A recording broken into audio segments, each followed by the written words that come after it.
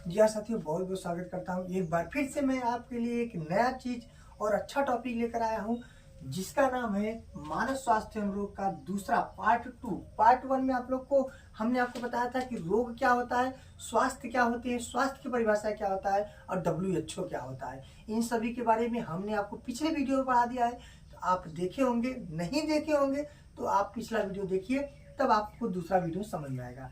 यहाँ पर हम आपको बताएंगे कि लोग जानते हैं रोग जनक, हम आपको रोग जनक, रोग वाहक, ठीक ना, रोग जनक, रोग वाहक और रोग कारक, रोग कारक, इन जो तीन नाम दिया, रोग कारक, रोग वाहक, रोग जनक, इनके बारे में समझाएंगे, ठीक ना। रोग जनक क्या होता है, रोग कारक क्या होता है, रोग वाहक क्या होता है। सबसे पहले हम आपको बताएंगे रोग जनक क्या होता है।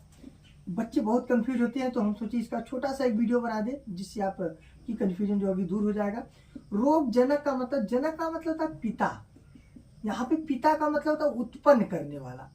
उत्पन्न करने वाला क्या कहलाता है, रोग जनक कहलाता है। और रोग जनक को ही रोग कारक कहते हैं। कारक मतलब कारण, जैसे कोई रोग हुआ तो क्या कारण है, क्या कैसे उत्पन्न हुआ, ये रोग जनक या रोग कारक होता है। अब इन रोगों को जो एक व्यक्ति से दूसरे व्यक्ति में स्थानांतरित करेगा, पहुंचाएगा, संक्रमित करेगा, वो रोग वाहक होता है। जैसे एक उदाहरण आपको दे दे, जैसे हम आपको एक उदाहरण दे दे, हम कह दे रोग कारक, ठीक है। हमने आपको बताया रोग कारक और रोग जनक एक ही बात है, ये दोनों तो एक ही बात है, आपको हमने बता दिया। जैसे कहेंगे जिसके कारण, जिसके कारण रोग उत्पन्न होता है, जिसके कारण रोग उत्पन्न होता है, रोग कारक या रोग जनक कहलाता है। अगर एग्जाम्पल की बात करते हैं, जैसे मलेरिया रोग है, तो मलेरिया रोग किसके कारण होता है, तो बच्चे बताते हैं मच्छर के कारण होता है। अरे भैया रोग जनक कौन है, तो प्लाज्मोडियम है। कौन है, प्लाज्मोडियम है। समझ में नहीं, ये प्लाज्मोडियम कौन है, एक प्रोटोजोआ संघ का प्राणी होता है। समझ में आ गया ना, यहाँ तो कोई दिक्कत नहीं।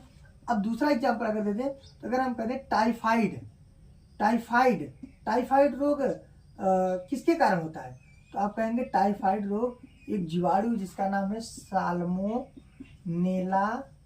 टाइफी, ठीक है, साल्मोनेला टाइफी। ये जो रोग को उत्पन्न करता है, रोग कारक या रोग जनक कहलाता है। क्योंकि कारक मतलब होता है कारण, ठीक है, जनक मतलब होता है पिता, मतलब ना कारण कौन होते हैं, यानी उसके पिता कौन होते हैं, यानी जो रोगों को उत्पन्न करेंगे वही तो उसको पिता या जनक कहलाएंगे। तो ये हो गया रोग कारक।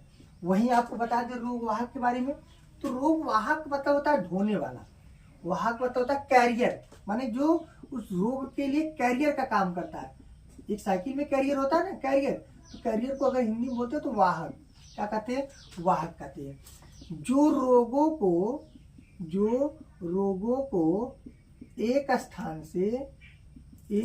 से दूसरे स्थान तक, एक स्थान से दूसरे स्थान तक स्थानांतरित करता है, स्थानांतरित करता है, वो क्या कहलाता है, वो रोग वाहक कहलाता है, ठीक है ना। जैसे अगर हम कह दे, जैसे कहते अभी आप मलेरिया की चर्चा किए थे, तो मलेरिया किसके कारण हुआ था, प्लाज्मोडियम के कारण।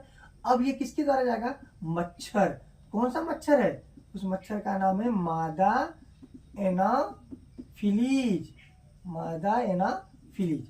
उसी प्रकार के हाथी पांव रोग होता है, ये भी एक मच्छर को होता है, इसका नाम होता है मच्छर का नाम क्या, क्यूलेक्स मच्छर है, ठीक है, क्या नाम है, क्यूलेक्स। तो डेंगू का क्या है, एडीज इजिप्टाई है, एडीज मच्छर है, वो उसका वाहक है। और एडीज मच्छर वाला आपके परीक्षा में पूछा जाता है, बोर्ड में पूछा गया प्रश्न है कि डेंगू रोग किसके कारण फैलता है, तो एडीज इजिप्टाई या एडीज इजिप्टाई किस रोग का वाहक होता है, तो डेंगू। माने किसी प्रकार से आपसे पूछ सकता है।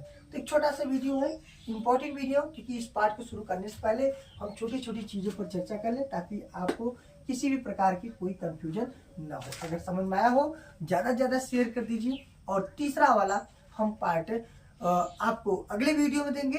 तब तक आप दो वीडियो देख करके, नोट करके आप अच्छे से लिख डालिएगा। अब ज्यादा से ज्यादा शेयर करिएगा। धन्यवाद।